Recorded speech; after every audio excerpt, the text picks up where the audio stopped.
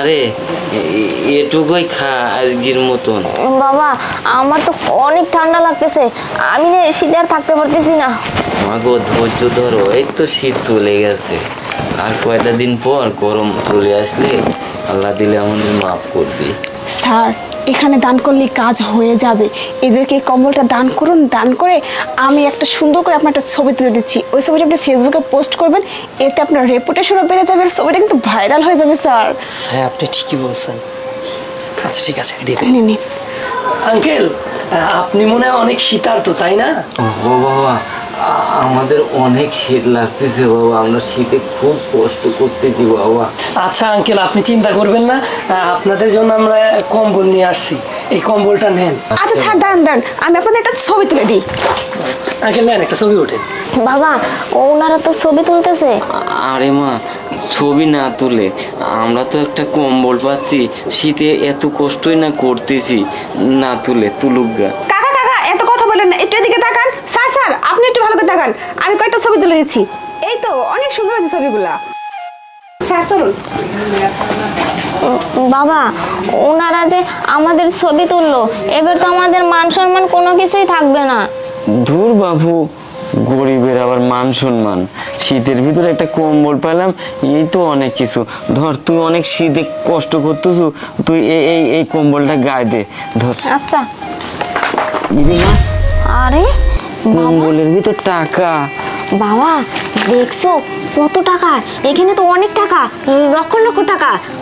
হিমা ওরা মনে হয় ভুলেই কম্বলের ভিতর মনে হয় আমাদের দিয়ে গেছে। আরে বাবা তুমি কি বলতেছো, ভুলে দিয়ে যাবে কেন? যা হয়েছে ভালোই হয়েছে, ভুলে দেখ আর যাই হোক, টাকাগুলো আমরা পাইছি, এই টাকা আমাদেরই থাকবে, আমরা তো বাবা এবার বড় লোক হয়ে যাবো। আরে মা শোন, এই টাকার উপর এত লোভ লালসা করতে নেই, এই টাকাগুলো ওদের ফেরত দেই। বাবা তুমি কি বলতেছো, ওদেরকে ফেরত দিব কেন? দেখছো একটু আগে আমাদের যে অপমান করছে, কি ব্যবহার করছে, আমাদের ছবি তুলছে, আমাদের মান সম্মান নিয়ে টানাটানি করছে, এই টাকাগুলো পাইছি, এই টাকাগুলো রেখে দেব, আর এই রাস্তায় রাস্তায় না আমাদের ভিক্ষাও করতে হবে না, কষ্টও করতে হবে না, এই টাকা দিয়ে সুন্দর একটা বাড়ি করবো। শোন মা, এই পড়ার টাকার উপর এত লোভ লালসা করতে নেই। আজ যদি আমি লোভ লালসা করতাম তাহলে আমি একটা পাকা বাড়ি ঘর করে থাকতে পারতাম, কিন্তু আজকে আমি লোভ লালসা করিনি। দেখি আজকে দেখ তোর মা মরার পরের থেকে আমি রাস্তায় রাস্তায় ভিক্ষা করে তোকে নিয়ে আমি চলতেছি, তাই আমি এই আসলে কি আমি এই টাকার উপর আমার লোভ লালসা করা লাগবে না, আমি টাকাগুলো চল দুজন মিলে যা ফেরত দিয়ে আসি। চলো। আচ্ছা চলো।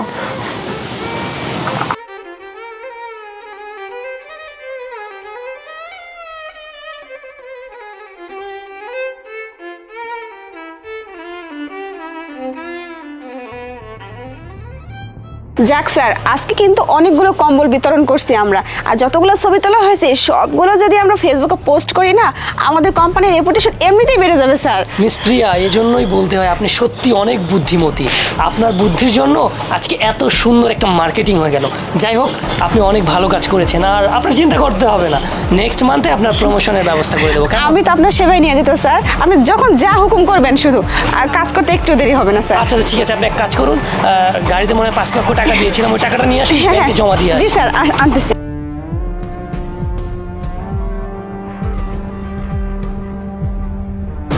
স্যার গাড়িতে তো টাকাগুলো নেই স্যার। হোয়াট? টাকা নেই মানে আপনি কি যাতা বলছেন? আপনার কাছে আমি 5 লক্ষ টাকা দিলাম যে আমরা ত্রাণগুলো দিয়ে সামনের ব্যাংকে টাকাটা জমা দিব, আর আপনি বলছেন টাকা নেই? স্যার আসলে আমি তো ওই তাড়াহুড়ো করে টাকার কম্বলগুলো একসাথে ঢুকিয়েছিলাম, আমার মনে হচ্ছে কম্বলের ভিতরে টাকাগুলো রেখেছি, এখন সব কম্বল তো স্যার বিতরণ করে ফেলেছি, দান করা হয়ে গেছে, এখন কোন কম্বলের ভিতরে যে রেখেছি আমার তো স্যার মনে পড়তেছে। আপনি এটা কোনো কথা বললেন? আপনার পুরো বছরের স্যালারিও তো 5 লক্ষ টাকা হবে না, যে টাকাগুলো আপনি এভাবে হারিয়ে ফেললেন। আর আমরা কি 1-2 জনকে কম্বল দিয়েছি? প্রায় 80 জনকে কম্বল দিয়েছি। কার কম্বলে টাকাগুলো গেছে এখন আমরা কোথায় পাবো বলুন? স্যার আমি তো বুঝতে পারিনি স্যার। স্যার এখন একটা কাজ করি স্যার, একটু চলুন আমি একটু দেখি। আরে আপনি কিসের মধ্যে কি বলেন? চল। আরে কে আপনি? হ্যাঁ স্যার এই ফকির রাখুন তো আপনি, এই ফকিরনিগুলোকে কম্বল দিয়ে আসছি, এখন মনে আবার টাকার জন্য আসছে। বাবা অনুরোধ বাবা, কি বলতে চান? একটা কথা বলবো বাবা। এই কি বলবি? চল এখান থেকে যাই, আমি খুব খারাপ আছে, যা এখান থেকে। বাবা আচ্ছা, বলুন, একটা তাড়াতাড়ি, কথা। fast। ওই মানে আপনারা যে কম্বলটা আমাদের দান করছিলেন না, ওই কম্বলের ভিতর অনেকগুলো টাকা, তাই আমরা ফেরত দিতে আসছি। স্যার এই তো এই টাকাগুলোই তো স্যার। এই তো এই টাকাগুলো। হ্যাঁ স্যার, এই কম্বলের ভিতরে চলে গেছিল। তার মানে স্যার আপনারা এই এতগুলো টাকা পেয়েও ফেরত দিতে চলে আসলেন আবার? গড, এতগুলো টাকা! দেখুন মিস প্রিয়া, বাবা আঙ্কেল, আমি আসলে না বুঝে উত্তেজনার মাথায় আপনাকে ফেলে দিয়েছি। আসলে ধনী ঘরে জন্ম তো, গরিবদের সবসময় গরিব চোখেই দেখেছি, ছোট চোখে দেখেছি। ভেবেছিলাম হয়তো আপনারা কম্বল নিয়ে সন্তুষ্ট না, সেজন্য এসেছেন আরও কিছু টাকা চাইতে। আর টাকাগুলো হারিয়ে সত্যি আমি অনেক মানে উত্তেজিত হয়েছিলাম। আমাকে প্লিজ মাফ করে দিবেন। আর দেখুন মিস প্রিয়া, উনি আসলে গরিব হওয়ার পরেও এত সৎ, সত্যি আমি অবাক হয়ে যাচ্ছি যে আপনি একজন এত সৎ মানুষ। আচ্ছা আঙ্কেল, একটা কাজ করুন, আল্লাহ তো আমাকে অনেক দিয়েছে, আর আপনি যে এই টাকাগুলো আমাকে দিয়েছেন, আপনার সততার পুরস্কার হিসেবে এই টাকাগুলো আমি আপনাকেই দিতে চাই। না না স্যার, এই টাকাগুলো আমাদের লাগবে না। আপনাদের যে টাকাগুলো দিতে পারছি আমি আর বাবা এতেই অনেক খুশি।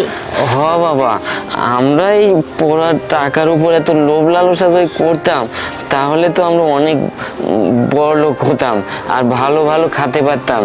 আমরা এত পড়ার টাকার উপর এত লোভ লালসা করি নাই দেখি তো আজ পথে ঘাটে এভাবে আসি। দেখুন চাচা, স্যার তো খুশি হয়ে দিচ্ছি। আর মিস প্রিয়া শুনুন, ওনারা একটু ভালোবাসা, একটু শ্রদ্ধা সম্মানের ভোগী, ওনারা টাকার ভোগী না, আমি বুঝতে পারছি। আঙ্কেল, আপনার তো যথেষ্ট বয়স হয়েছে, আপনি একটা কাজ করুন, আপনি কি লেখাপড়া কিছু জানেন? না বাবা, তেমন একটা লেখাপড়া কিছু আচ্ছা জানি ঠিক আছে, না। আপনার লেখাপড়া জানতে হবে না।